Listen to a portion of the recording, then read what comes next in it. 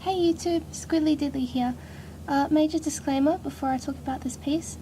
If you do not like gore or anything bloody or scary, please turn back now because this is indeed a piece that runs along those lines, or is. Without further ado, this is an art trade that I did with Amanda Elise.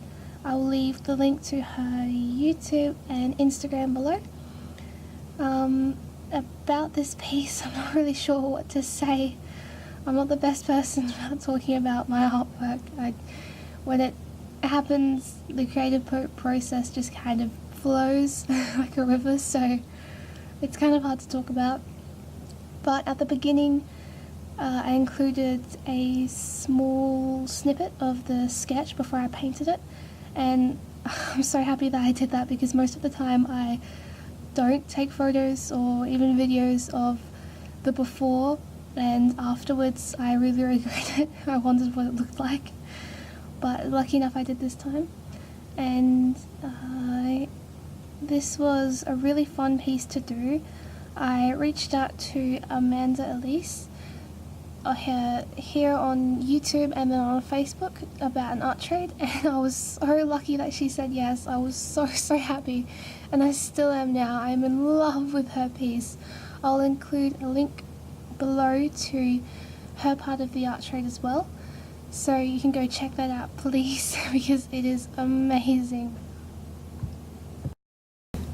The theme of this art trade was scary, or really anything along the lines of horror, so spooky and creepy, and I decided to do Amanda Elise's character. So this is again Amanda Elise's character in my style, and I'm sorry if it's kind of all jumpy and skippy. I filmed this in parts. I kind of have a difficult setup, so my microphone and camera can be very temperamental. This was also filmed at night, so the lighting's not the best.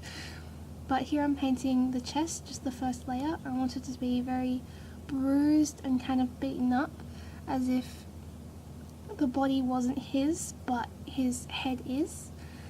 I'm not really sure what else to say.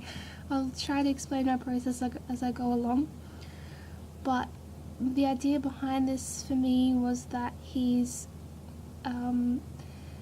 bleeding from the inside, so he's hurting and oozing out his emotions and darkest feelings from the inside, so it's kind of tore him apart over time. And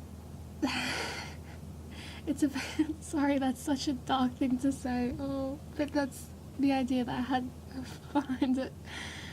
I tried to paint the hair here, and I had a really difficult time because I did want it to be very light, like originally her character's hair is, and then dark at the tips, but it just wasn't working out. So I decided, well, why not do it kind of gritty and kind of match the piece all together. So I did it more dark than light, but I tried to keep some highlighted parts.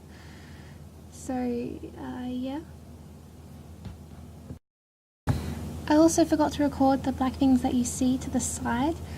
They're actually meant to be bandages, but they didn't work out all too well, so I guess they're part of the flesh now. I'm not really sure, but I did try to make them look like bandages at first. Also, little thing about this piece is that I painted a stripe or a few stripes of yellow underneath the bottom half of the bandages, and at first I really regretted it, and now I look at it and it's kind of funny to me. Here I'm painting the blood. This is where it gets really gritty. I do normally 4, maybe 5 layers of blood. I try to keep it lightest to darkest, so really bright light red first. I try to do that as many layers as I possibly can because I'm going to fill it in with a lot darker crimsons, and in the end I decided that crimson wasn't enough. I tried to mix a darker red by using black and bright red, but that also didn't work, so I ended up using pure black, and at the time when I was doing it I incredibly regretted it intensely because it looked so weird and just like the black didn't belong there. It was too obvious, but I went over it with more and more layers of red and it turned out it was okay. I also redid the skin a little bit. I added more purple to match the body, and I wanted to do the neck as if it was severed and torn apart. As I said before, that's the theme. And this ending bit actually took me the longest. It took me 20 minutes, unbelievably. And I guess that's about it. The background, I wasn't really sure. I also messed up on my signature.